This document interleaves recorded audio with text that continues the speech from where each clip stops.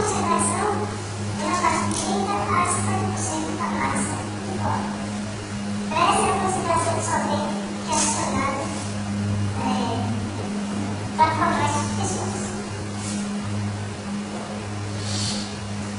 Então, além dos solventes, a gente tem também os aditivos. Então, a gente falou já um pouco de aditivo lá na frente, e a gente vai voltar agora uma abordagem mais completa sobre os tipos de aditivos, principalmente quando se prepara essas suspensões.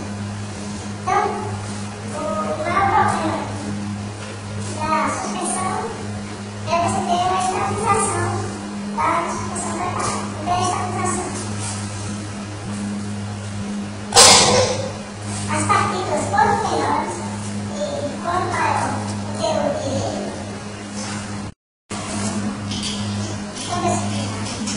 o maior problema de preparação e suspensão, então vamos ter um problema de interação das forças entre as partículas, entre o corpo. Então, quanto menor você tem, quanto menor são as partículas, maior a tendência a elas se juntarem à aglomeração do material. Então, por isso que os aditivos são, principalmente os dispersantes e microplanos, são utilizados para dispersar o material e evitar a aglomeração. Então, além disso, a suspensão ela deve ser estabilizada. Você consegue dispersar o material por determinado tempo. Então, à medida que você dispersa o material e mantém esse material disperso, essa suspensão dispersa, você consegue ter melhores propriedades do seu material. Porque assim você consegue dispersar o material antes de um tempo outro. Então, quando você vai utilizar o material já não está disperso, a tendência é aglomerar. Então, a estabilização da suspensão, que é o ponto-chave, é o ponto principal quando se trabalha com suspensão, estabilizar aquela suspensão. Então, o dispersante, no caso, ele vai promover a interação, repulsiva entre as partículas. Ou seja, as partículas elas têm tendência, têm força de atração e querer aglomerar. O dispersante, no caso, quando colocado, ele vai atuar com força de repulsão. Então vai ser força contrária à tendência. Isso faz com que o material evite essa aglomeração. Então a gente vai falar bastante dessa parte agora. Em média, o que é utilizado o teor tradicional é nessa faixa de 3, só para a gente ter uma noção de quanto esse material é tradicional. Na faixa de 3 ml para cada 100 gramas do corpo. Claro que isso aí é totalmente, vai depender de utilização de outros ativos do corpo para ser utilizado. Então, é um valor para a gente ter a noção do quanto de aditivo e dispersado para uma metalização. Então, o que a gente tem nesse esquema aí, com relação à distribuição e dispersão, são partículas aglomeradas e mais dispersas. Então, existe a aglomeração, o material está lá aglomerado, todo junto, e a dispersão também. Não existe uma dispersão, existe uma má dispersão. Então, vamos considerar isso aqui nossos limites. Se o material está todo concentrado lá em determinado ponto desse sistema, a gente tem um material com uma má dispersão. Então, o que a gente deseja ter nesse sistema? Uma boa dispersão e uma boa distribuição dos aglomerados, das partículas. Então, intermediando esses extremos, o que a gente pode ter? Sistemas com boa distribuição e uma má dispersão. Ou seja, o material ele está bem distribuído, ele está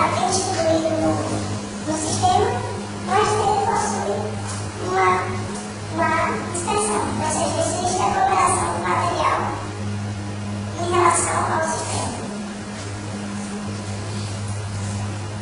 Nessa região aqui, é uma região de baixa concentração de sódio. Então, por isso que o sistema é considerado que tem uma má dispersão. Nesse caso, é um sistema que tem uma má distribuição e uma boa dispersão.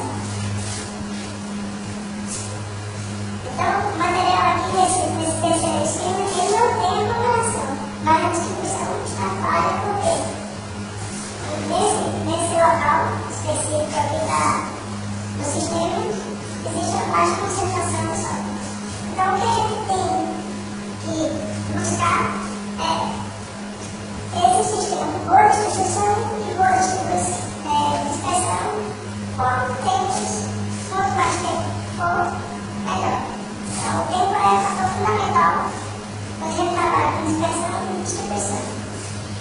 Então, aqui a gente tem material com partículas primárias, bem distribuídas, individualizadas, tem uma máxima área de contato dentro da dispersão, uma proporção homogênea ao todo do volume do material. Então, são essas características que a gente vai usar e tentar solucionar o problema de distribuição, má distribuição e má dispersão do material. Então, o dispersante, ele vai funcionar, vai atuar na dispersão para tentar deixar o sistema, nesse último caso aqui, com uma boa distribuição e uma boa dispersão.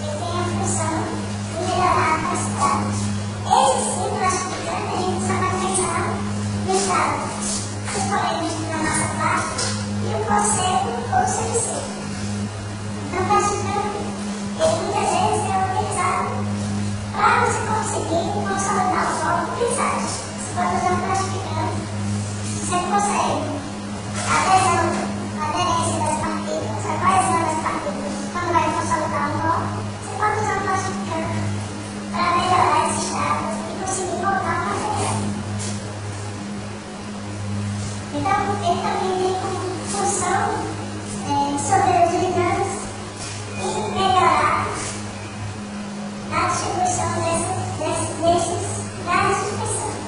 Então, eles reagem com, nesse caso aí, já pensando na suspensão, ele vai dissolver os gigantes para melhorar a distribuição desses gigantes. Aquele efeito contrário do gigante. Melhora a flexibilidade da massa. Então, flexibilidade nada mais é do que a velocidade do material. Quanto maior for a flexibilidade da massa, maior vai ser a velocidade do material.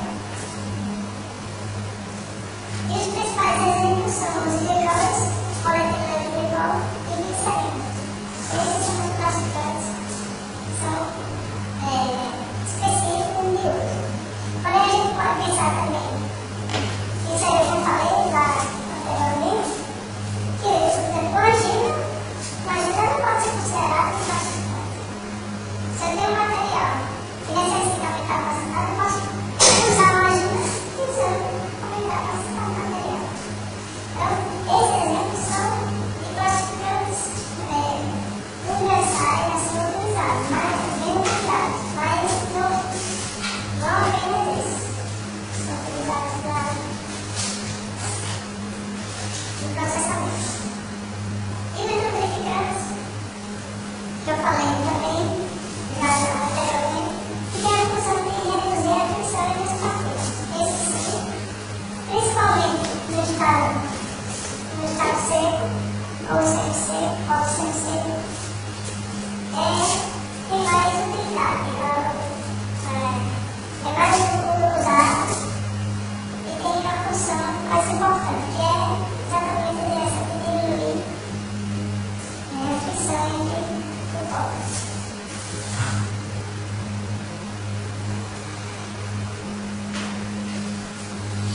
Então, nessa tabela aí, a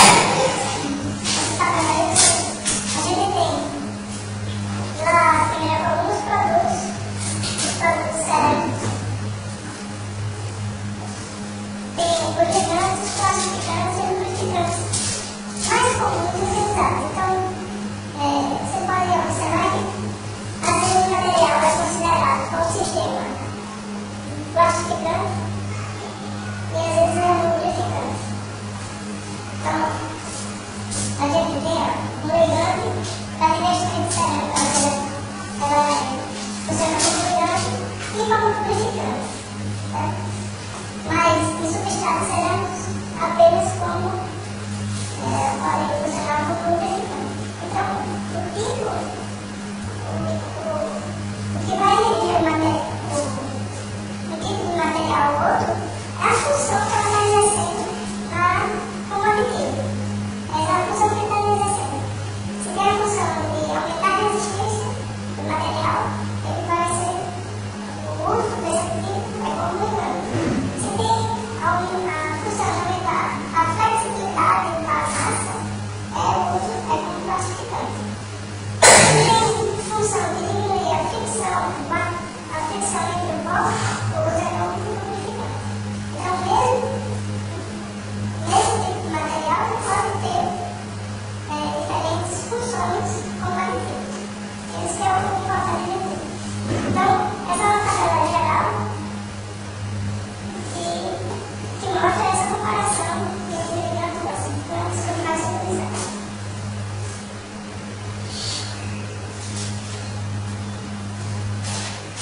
Vamos lá, essa tabela também.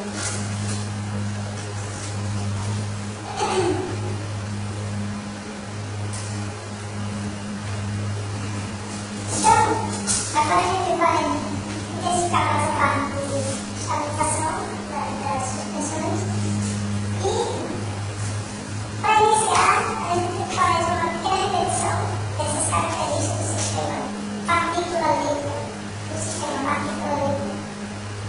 são as características necessárias para a estabilização do material. Então, a gente sabe que as principais características desse sistema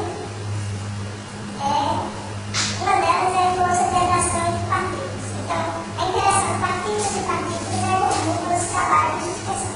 Então, tem diferentes forças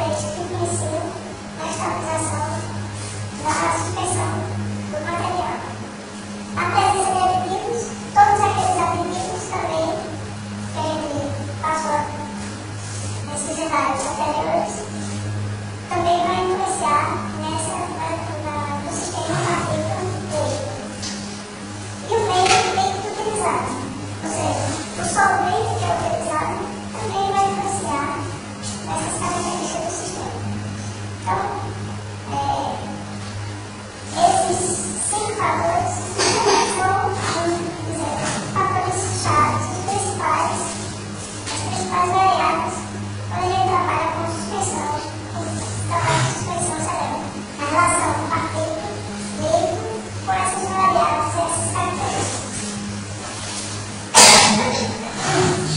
Então, pessoal,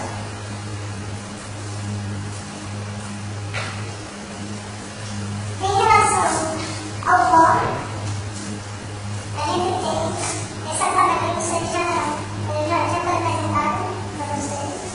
A gente vai apenas relembrar aquilo que a gente tinha em relação às faixas de tamanho, certo? Então, quando a gente fala de suspensão, normalmente a gente está falando, dificilmente a gente vai fazer uma suspensão de materialismo agregado. Dificilmente a gente consegue material classificado como partículas agregadas fazer uma suspensão, desenvolver uma suspensão. Dificilmente a gente consegue fazer uma suspensão de material na faixa de grãos, na faixa de tamanho grande. Então, o que a gente consegue são sistemas com partículas coloidais, que tem essa faixa de tamanho aí, que é o sistema coloidal, trabalha na faixa de 1 nanômetro para 1 micrômetro, e sistemas com partículas, suspensões com partículas, que são as partículas que você na faixa maior de 1 a 100 nanômetros, 100 micrômetros. Então, quando a gente fala de suspensão coloidal, a gente está falando de partículas de tamanho coloidal. São as partículas que têm aquela faixa de 1 nanômetro a 1 micrômetro. Então, a gente tem as suspensões que estão numa faixa maior, que é na faixa das partículas, de 1 micrômetro a 100 nanômetros. E as dispersões coloidais são partículas que têm de 1 nanômetro a 1 micrômetro. Então, partículas coloidais, a gente está se referindo a dispersões coloidais, certo? Suspensões, a gente está se referindo sempre a faixas de partículas de 1 micrômetro a 100 nanômetros. É claro que isso aí é uma regra geral. Normalmente, são essas faixas de tamanho, mas esse limite, às vezes ultrapassa um ou outro, pode um pouco dessa faixa de tamanho, mas esse é o normal.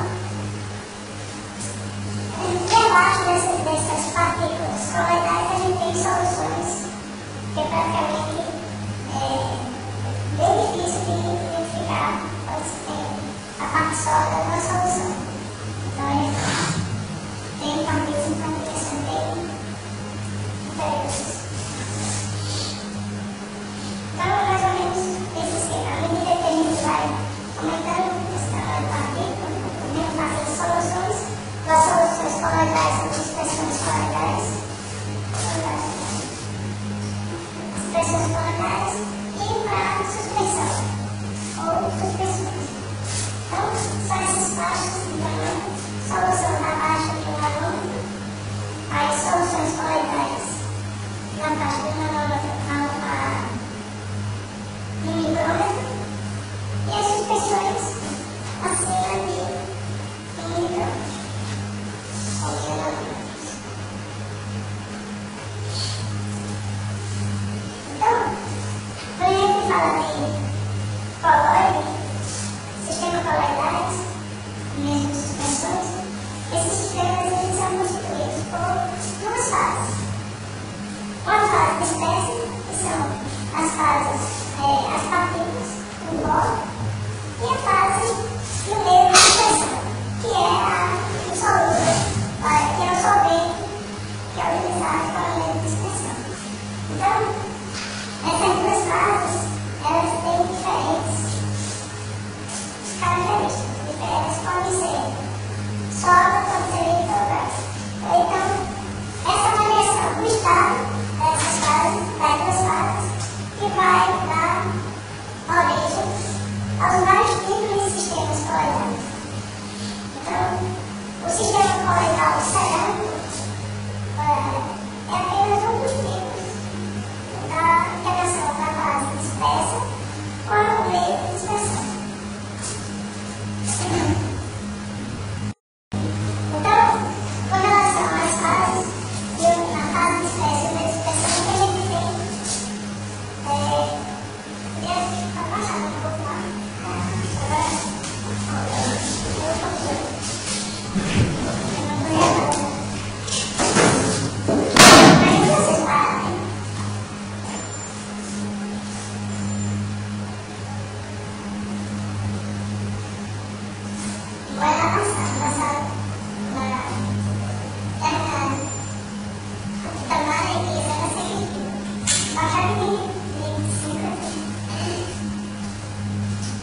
valendo.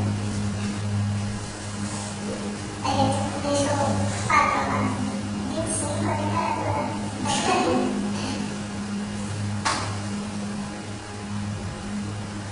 Então, dependendo da fase de dispersão, do meio de dispersão, a gente tem diferentes tipos de sistemas coloidais. Então, aqui a gente tem alguns técnicos, tem a fase de dispersão, meio de dispersão, o técnico e alguns exemplos. Então, quando a fase dispersa for sólido, o meio de dispersão gás, a gente tem um novo técnico como o sistema coloidal, um aerosol. Então, a fumaça com aerosol são todos exemplos de sistemas coloidais, onde a fase dispersa é sólido e o meio de dispersão é o gás.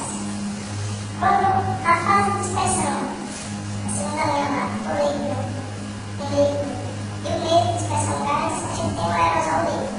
Então, nervos, sprays líquidos, são todos exemplos de aerosol líquido.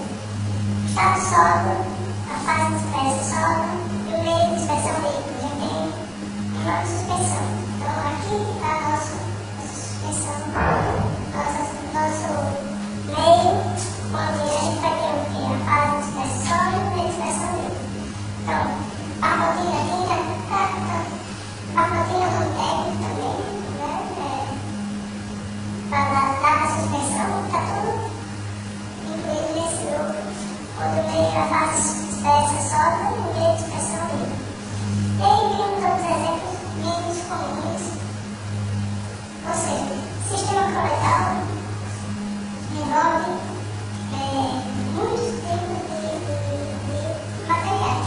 Então, quem trabalha com alimentos, pessoal de engenharia de alimentos, estuda o sistema coloidal. Quem trabalha com medicina, com sangue, é o sistema coloidal. Estuda também esse tipo de sistema. Então, o líquido a gente tem uma emulsão, a lei floresta, a gente tem uma faixa da lei, pessoal de alimentos. Gás, faz dispersas gasosa, e o meio de dispersão líquido. A gente tem a espuma de sabão, extintor, incêndio. Sólido, a gente tem a suspensão sólida. Um exemplo dessa suspensão sólida é o óleo no vidro. Líquido sólido, emulsão sólida, óleo em água, gás sólido, espuma sólida ou espuma isolante.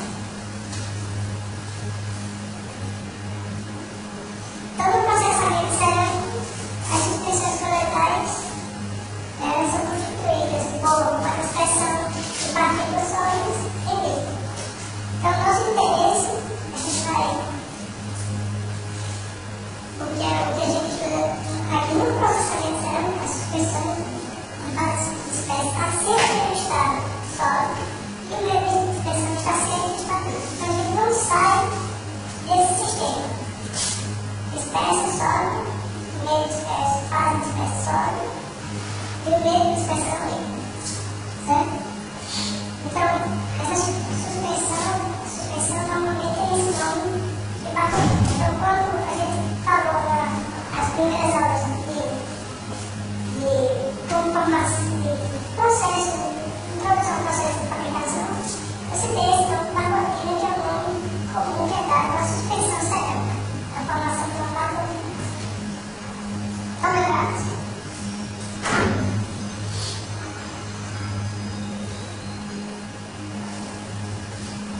Então, na cerâmica, no processamento cerâmico, por definição, a suspensão ela é constituída por uma mistura de um pó e um líquido, que pode ser aquoso ou não, com eventual de aditivos orgânicos ou inorgânicos. Então, essa é a definição de uma suspensão cerâmica. Então, qual é a importância de uma suspensão?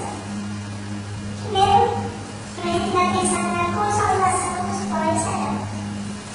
Então, com uma suspensão, se consegue um corpo compactado no caso, ou melhor, uniformidade de empacotamento. Então, independente do tipo de consolidação ou